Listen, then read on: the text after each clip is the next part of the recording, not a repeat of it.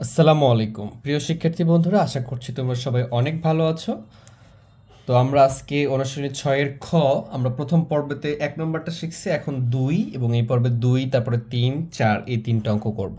চলো আমরা শুরু করি। 2 নম্বরে কি বলতেছে যে একটি হোস্টেলে প্রতিদিন চাল লাগে। একটা হোস্টেল আছে, সেখানে প্রতিদিন চাল লাগে 2.7 কুইন্টাল। কুইন্টালটা কি? আমরা কুইন্টাল নর্মালি অনেকে বুঝি না। আমরা কুইন্টাল হচ্ছে একটা একক। এই 1 কুইন্টাল সমান 100 কেজি। 100 কেজিকে 1 কুইন্টাল বলা হয়, ঠিক আছে? এটা হচ্ছে কুইন্টাল, হচ্ছে একটা পরিমাপের একক। 1 কুইন্টাল ইকুয়াল টু 100 কেজি, অথবা 100 কেজিতে 1 কুইন্টাল।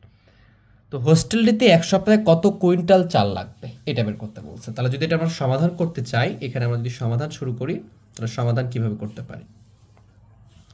তাহলে এখানে বলছে যে এক সপ্তাহে কত কুইন্টাল চাল লাগবে। প্রতিদিন মানে কি? একদিনে। একদিনে লাগে এত। তাহলে এক সপ্তাহ বলতে কি বুঝি আমরা?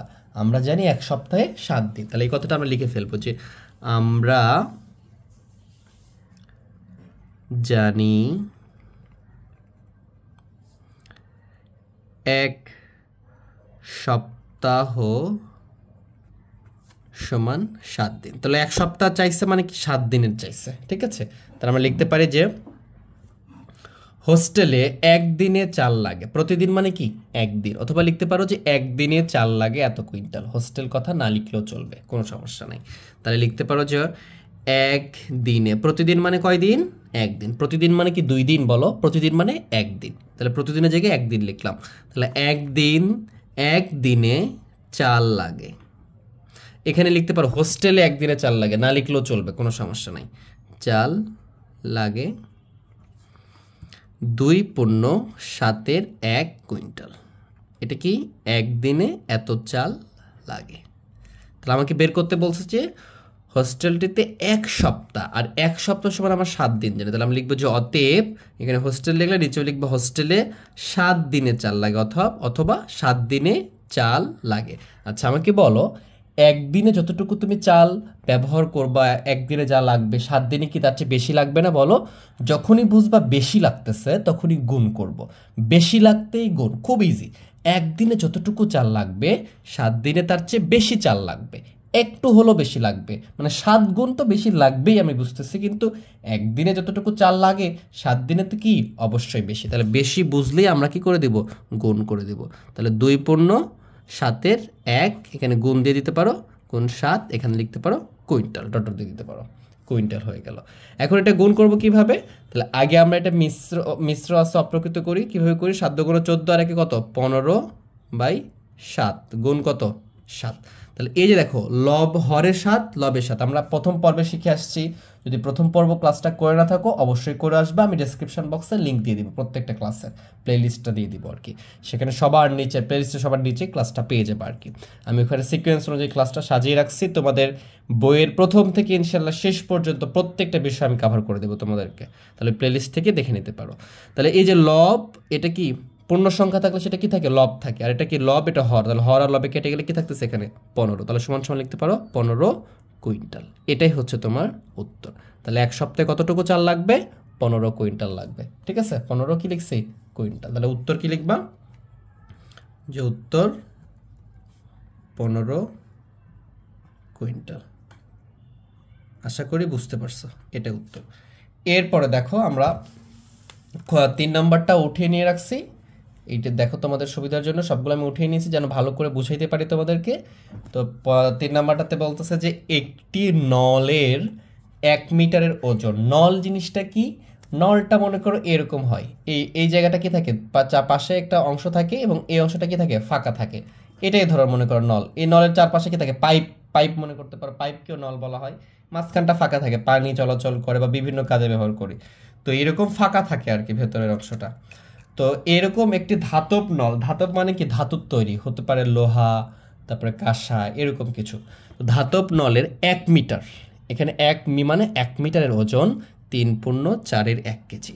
নলটির এত মিটারের ওজন কত কেজি? খুবই ইজি, খুবই ইজি। তাহলে এটার সমাধান করি আমরা, একদম সিম্পল ম্যাথ। তাহলে এভাবে লিখতে পারো যে নলের 1 মিটারের ওজন, নলের বা 1 মিটার ওজন লিখলেও হবে। নলের 1 মিটার এর ওজন 3.4 কেজি, ঠিক আছে, 4 কেজি। এখন বলছে নলটির এত মিটারের ওজন কত, তাহলে আমরা লিখবো যে অতএব নলের 3/4 মিটার, 3/4 মিটার এর ওজন। আচ্ছা আমাকে এখন নর্মালি বলো তো, এখানে 3/4 ভগ্নাংশ থাকার জন্য তোমাদের একটু কঠিন লাগতে পারে, কিছুটা ডিফিকাল্ট মনে হতে পারে। মনে করো এখানে 3/5 না থেকে 3 আছে, তাহলে কি বলতা, তুমি 1 মিটারের ওজন যতটুকু হবে 3 মিটারের ওজন কি হবে, বেশি হবে না? তাহলে তুমি কি করতা, এই টোটাল অংশের সাথে গুণ করতাম। আগেরটাই যেমন আমরা 7 গুণ করছিলাম, তাহলে এখানে ভগ্নাংশ থাকলে এই টোটাল অংশটার সাথে কি করবা, এটা জাস্ট ডিরেক্টলি গুণ করে দিবা। মানে এই কাজটা করবা যে 3.1/4 ছিল, তার সাথে এই অংশটাই গুণ করবা, কোনো চেঞ্জ করা যাবে না। 3/5, 3/5 কেজি হয়ে যাবে। বুঝতে পারছো? যদি পূর্ণ সংখ্যা থাকতো তাহলে কি করতো, 1 মিটার ওজন যদি এত হয়, মনে করো এখানে 10 আছে, তাহলে 10 মিটার ওজন কি হতো, টোটাল অংশের সাথে 10 গুণ হতো। তাহলে ভগ্নাংশ থাকলো সেটা কি হয়ে যাবে, গুণ হয়ে যাবে। জাস্ট গুণ করে দাও, রেজাল্ট চলে আসবে। এখন আমরা কি করবো এটাকে, এটা যেহেতু মিশ্রটাকে অপকৃত করবো, 3×4 12 আর 1 কত হবে 13, নিচে হচ্ছে কত 4, গুণ এখানে কত 3/5 এত কেজি, ব্র্যাকেট দিতে পারো। এখন দেখো এখানে কিন্তু কাটাকাটি হচ্ছে না, লব এবং হরের মিল নাই, তুমি এটা দ্বারা এটাকে কাটতে পারবে না, এটা দ্বারা এটাকে কাটতে পারবে না, তাহলে কি করবা, গুণ করে দিবা। 3 আর 13 গুণ করলে 3×3 = 39, আর এখানে 4×5 কত 20, তাহলে এটা মিশ্র আসছে। 20 দ্বারা একবার ভাগ করলে কত হবে, 20 × 20, তাহলে উপরে থাকবে কত 19, আর এখানে থাকছে কি 20 কেজি। তাহলে কত আসতেছে আমাদের, 1.20 কেজি ওজন আসতেছে। মানে বিষয়টা এরকম যে 20 দ্বারা 39কে ভাগ করবে, এটা আমি আগের পর্বগুলোতে শিখিয়েছি তোমাদেরকে। তাহলে কত যাবে, 20 বার একবার যাবে, তাহলে 19 থাকতেছে। এটা কি হবে, উপরে 19 আর নিচে হচ্ছে 20। তাহলে এই অংশটা রাফ অংশ, এটা করার দরকার নেই। তাহলে আমাদের উত্তর কত আসতেছে, আমাদের উত্তর আসতেছে 1.20 কেজি। তাহলে 3/4 মিটারের ওজন হচ্ছে 1.20 কেজি। আশা করি বিষয়টা তোমরা বুঝতে পারছো। যদি বুঝতে সমস্যা থাকে অবশ্যই ভিডিওটা বারবার দেখবা, একবার দেখে না বুঝতে পারলে আরেকবার দেখবা। এবার দেখো 4 নম্বরটা কি বলছে। তো 4 নম্বরটা আমাদের দিয়ে রাখছে যে 4 নম্বরটা বলতেছে যে 1 ডেসিলিটারের রং দ্বারা, 1 ডেসিলিটার রং দ্বারা, যেমন ওখানে বলছিল 1 মিটার, তাহলে এখানে একটা রঙের একটা বোতল মনে করো। তো 1 ডেসিলিটার রং দ্বারা 8-এর 9 বর্গমিটার রঙিন করা যায়, মানে কালারিংটা করা যায়। কালারিং করলে কি হবে, এটা রঙিন হবে, এই রঙিনটা করা যায়। এবারে বলতেছে যে 5/8 ডেসিলিটার, এখানে 1 ডেসিলিটার দ্বারা এত অংশ করা যায়, তাহলে 5/8 ডেসিলিটার দ্বারা কত বর্গমিটার রঙিন করা যাবে, খুবই সিম্পল। তাহলে আমরা লিখবো যে 1 ডেসিলিটার দ্বারা রঙিন করা যায় 8/9 বর্গমিটার, অতএব এত ডেসিলিটার রঙিন করা যায় এত বর্গমিটার। খুবই ইজিলি আমরা এটা সমাধান করতে পারবো। তাহলে সমাধান যদি লিখি, সমাধান লিখবো যে 1 ডেসিলি মানে লিটার, সংক্ষেপে লিটার দিয়ে রাখছে আর কি। 1 ডেসিলিটার রং দ্বারা রঙিন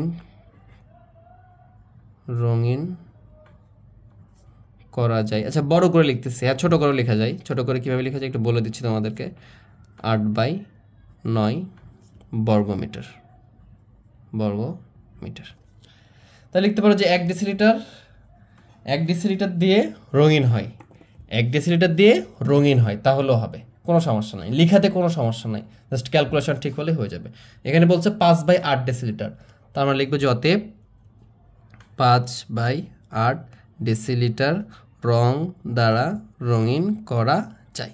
তাহলে 1 ডেসিলিটার যদি এতটুকু রঙিন হয়, তাহলে কি 5/8 ডেসিলিটার কি হবে, জাস্ট গুণ করে দিব। যদি মনে করো এখানে 5 ডেসিলিটার, তাহলে বেশি রঙিন হবে না, তাহলে বেশি করতে হলে কি করতে হয়, আমাদেরকে গুণ করতে হয়। দ্যাট মিনস এখানে যেটাই থাকবে সেটা খালি গুণ করে দিবে এখানে। তাহলে 8/9 কেন গুণ করতে হবে সেটা আমি তোমাদেরকে বোঝানোর জন্য এই কথাটা বলতেছি। যে মনে করো এখানে 5 আছে, 10 আছে, 7 আছে, তাহলে তুমি বুঝতেছো যে 1 ডেসিলিটার দ্বারা যতটুকু রঙিন করা যাবে 5 ডেসিলিটার দ্বারা তার চেয়ে বেশি রঙিন করা যাবে। তাহলে বেশি কখন পাবো, আমি গুণ করলেই তো বেশি পাবো, ভাগ করলে কি বেশি পাবো, ভাগ করলে তো ছোট হয়ে যায়, এই জন্য আমরা গুণ করে দিব। তাহলে কত হচ্ছে এখানে 5/8 বর্গমিটার। এখানে দেখো কোনোটাই মিশ্র ভগ্নাংশ নাই, পুরোপুরি অপ্রকৃত ভগ্নাংশ আছে। তাহলে এখানে 8/9 5/, তাহলে এই যে দেখো লবে 8 হরেও 8, তাহলে কেটে যাবে টোটালটাই। তাহলে থাকলো কি উপরে 5/9 বর্গমিটার। 5/9 বর্গমিটার রঙিন করা যায় 5/8 ডেসিলিটার রং দ্বারা। তাহলে এটাই হচ্ছে আমাদের উত্তর। তো আশা করি বিষয়টা বুঝতে পারছো। যদি ক্লাসটা ভালো লেগে থাকে ভিডিওটা একটা লাইক করে দিবা, আর বন্ধুদের মাঝে অবশ্যই শেয়ার করে দিবা, আর চ্যানেলকে অবশ্যই সাবস্ক্রাইব করবা, কারণ তোমাদের প্রত্যেকটা ভিডিওর জন্য আমাকে কিছুটা হলেও কষ্ট করতে হয়, আর এই কষ্টের জন্য হলেও তোমরা অবশ্যই আমার চ্যানেলকে সাবস্ক্রাইব করে দিবা। তো সবাই ভালো থেকো, সুস্থ থেকো, আল্লাহ হাফেজ।